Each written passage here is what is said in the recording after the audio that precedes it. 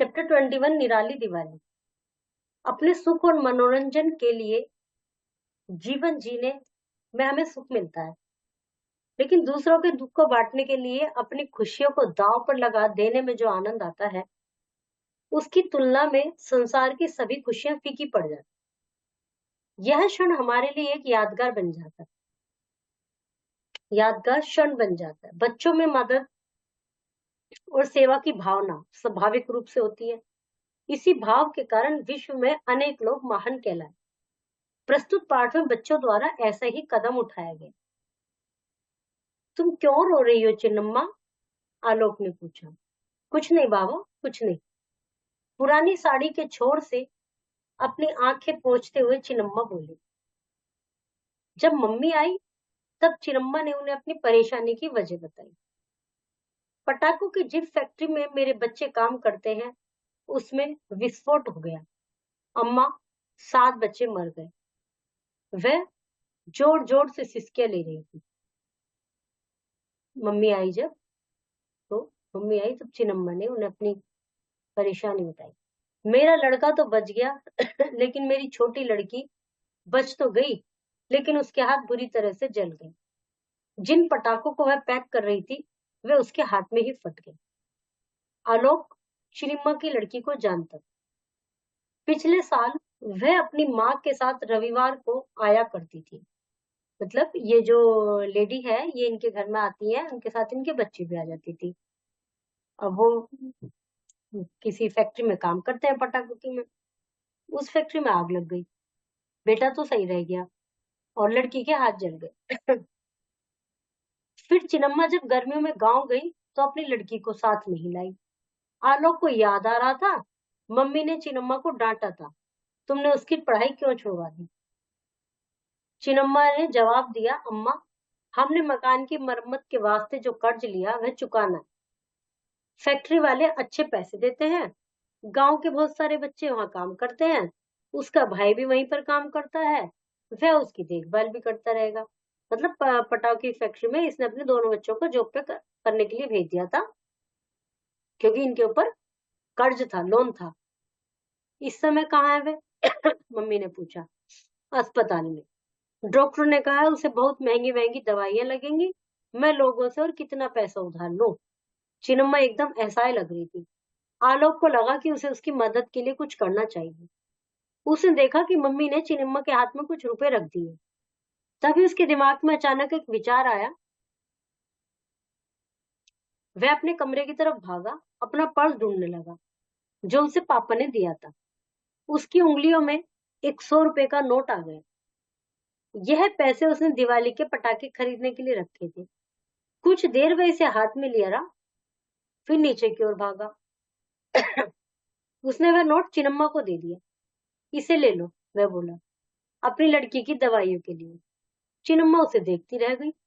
उसने पैसे तभी लिए जब आलोक की माँ ने जोड़ दिया। मतलब उसे लगा कि भाई मम्मी कभी कहने लगे बच्चे से पैसे ले लिए, उसने नहीं लिए। जब आलोक की माँ ने कह दिया तो ले लिए। जब वे चली गई तब माँ ने आलोक को अपने गले लगाया और बोली, तुमने बहुत अच्छा किया बेटा, यह तो केवल 100 रुपए है मम्मी, इतने तो काफी नहीं होंगे। मेरी इच्छा है उसे और पैसे दो। आलोक उदास होकर बोले। हाँ, उसकी मम्मी ने एक ठंडी सांस लेते हुए सिल्लाया। मैं भी वही चाहती हूँ, मगर दिवाली भी तो है, ढेर सारे खर्चे हैं और ज्यादा दे पाना हमारे लिए मुश्किल है। जितना हम कर सकते थे उतना हमने कर दिया। लेकिन आलोक इससे संतुष्ट नहीं था।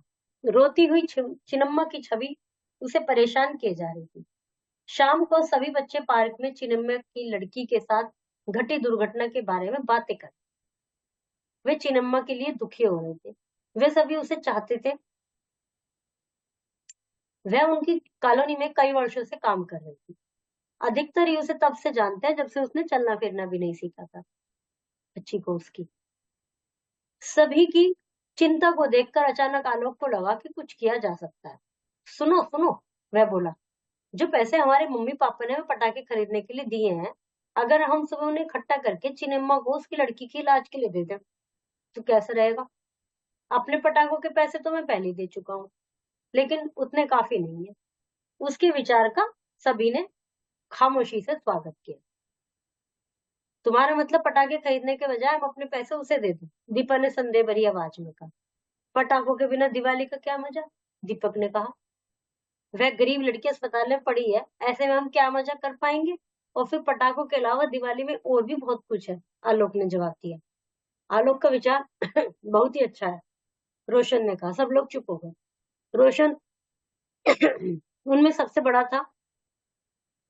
सारे बच्चे वही करते जो वह कहता था। रोशन ने फिर कहा, चिनिम्मा की लड़की के साथ जो भी हुआ है उसके लिए हम भी तो कहीं ना कहीं दोषी हैं। वो कैसे भला, ज्योति परेशान होकर बोली।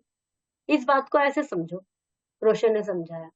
अगर कोई पटाखे न खरीदता तो पटाखों की फैक्ट्री की जरूरत ही न पड़ती, किसी के घायल होने का सवाल ही न पैदा होता। मुझे तो पटाखे बहुत पसंद है, चिराग ने कहा। और फिर यह भी सोचो कि चिन्नम्मा ने कितनी बार हमारी मदद की है, रोशन अपनी बात पर अड़ा रहा। हाँ, चिराग ने सहमति जताई। पिछले साल जब मम्मी का ऑपरेशन हुआ तब वह आई थी और मेरे पास ही रुकी थी, और जब मैं स्कूल जा रही थी और एक कुत्ता मेरे पीछे पड़ गया था, वह अपनी परवाह किए बिना मुझे उससे बचाने के लिए दौड़ी चली आई, दीपा ने कहा। क्या हम उसके लिए इतना भी नहीं कर सकते, कुछ पटाखों के त्याग भी नहीं कर सकते। सबके विचार बदलते महसूस कर आलोक ने भी दबाव दिया। हाँ, फिर पटाखों से होता भी क्या है, सिर्फ प्रदूषण ही फैलता है, सड़क पर कूड़ा करकट इकट्ठा हो जाता है, ज्योति ने समझाया। उसे यह प्रस्ताव पसंद आने का एक गुप्त कारण और भी था कि उसे पटाखों से डर लगता था। तो यही तय रहा, आलोक ने घोषणा की। कल हम सभी अपने अपने पैसे लाएंगे और चिनिम्मा को देंगे। सभी लोग इस बात से सहमत थे, सिर्फ दीपक को छोड़कर। वह किसी भी तरह से मानने को तैयार नहीं था। बिना पटाखों के दिवाली मनाना संभव नहीं। बाकी लोगों ने उस पर ध्यान न देने का निश्चय किया और अलग तरह की खुशी महसूस करते हुए घर चले। अगले दिन शाम को जब चिन्नम्मा पार्क से होकर अपने घर जा रही थी, तभी बच्चों ने उसे बुलाया। रोशन उसके पास गया और अपने पैसे इकट्ठे किए हुए पैसे उसे देकर कहने लगा, चिन्नम्मा, ये 2,000 रुपए हम सबने इकट्ठे किए हैं, आप अपनी लड़की के इलाज के लिए रख लो। पहले तो चिन्नम्मा ने रुपए लेने से मना कर दिया। नहीं बाबा नहीं, तुम बच्चों से पैसे कैसे ले सकती हो। परंतु जब उन्होंने बहुत जोर दिया तो वह मान गई। मतलब इन बच्चों को जैसे कहते हैं ना बाबा, मेड वगैरह कहती है, ऐसे कहती थी वो। शुरू में जो था उसने कहा कि कुछ नहीं, तो वो समझ में नहीं आ रहा था, पर अब पता चला कि बच्चों को कहती है वो। तुम जब उन्होंने बहुत जोर दिया तो वह मान गई। पैसे लेते हुए उसने अपनी आंखों भरी आंसू से उन सबको देखा। भगवान तुम सबका भला करे, अपने घर की ओर जाने से पहले उसने भरे गले में कहा। दिवाली के दिन सभी परिवार पार्क में मिलजुल कर दिवाली मनाने के लिए इकट्ठा हुए। बच्चों ने चिन्नम्मा के लिए जो किया उसको सराहते हुए उनके बड़े बुजुर्ग ने एक समारोह आयोजित किया, और इसमें जादू का प्रोग्राम होना था, जिसके लिए बच्चे बहुत ही खुश दिख रहे थे। मतलब उन लोगों ने क्या करा, जो बड़े लोग थे, जादूगर को बुलाया।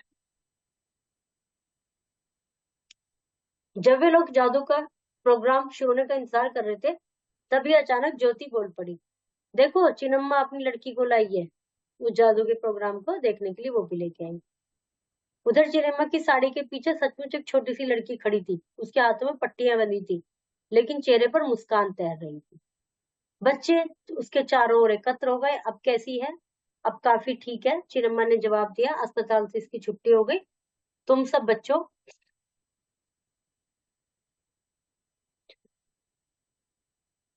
तुम सब बच्चों का धन्यवाद।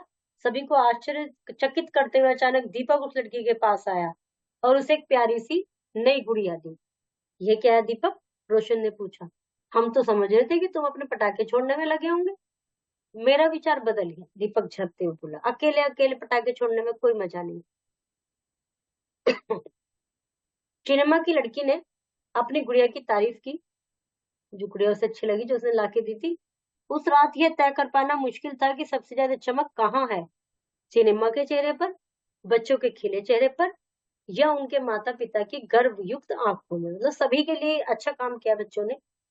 एक बात तय थी, जैसा कि बाद में जादूगर ने भी कहा, इस दिवाली पर समूची दिल्ली में इस कॉलोनी से ज्यादा रोशनी किसी और कॉलोनी में नहीं है। कितना सच था इस कथन में। तिथि तोरा, पटाखों की फैक्ट्री में। पटाखों की फैक्ट्री में आग लगी थी, उसके हाथ जल गए थे। शाम को सभी बच्चे कहाँ इकट्ठे हुए? पार्क में। फैक्ट्री में हुए विस्फोट में कितने बच्चे मर गए थे? Please check about. चिन्नम्मा की लड़की के हाथ। चिन्नम्मा ने मकान की। आलोक ने तो शाम को सभी बच्चे पार्क में। निम्नलिखित शब्दों में से व्यक्तिवाचक, जातिवाचक, भाववाचक। व्यक्तिवाचक वो होते हैं जो किसी पर्टिकुलर किसी का नाम होता है, किसी व्यक्ति विशेष की बात की जाए। जातिवाचक जो पूरी जाति की बात की जाए, जैसे लड़का, तो सभी लड़कों की बात की जा रही है। भाववाचक जिनको केवल महसूस किया जा सकता है, देखा या छुआ नहीं जा सकता। दिवाली व्यक्तिवाचक, चिन्मा व्यक्तिवाचक, स्वास्थ्य भाववाचक। इनको ऐसे करना है। निम्नलिखित शब्दों में ए के स्थान पर ओ का प्रयोग करके वाक्यों को पुनः लिखिए। अति देव को क्या भोग लगाऊं, आखिर उन्हें छोड़कर कहाँ जाऊं, उनके लिए भोजन लगाऊं, क्या बताऊं साहब, उनके साथ 1 घंटा कैसे निकालूं। Chapter is completed.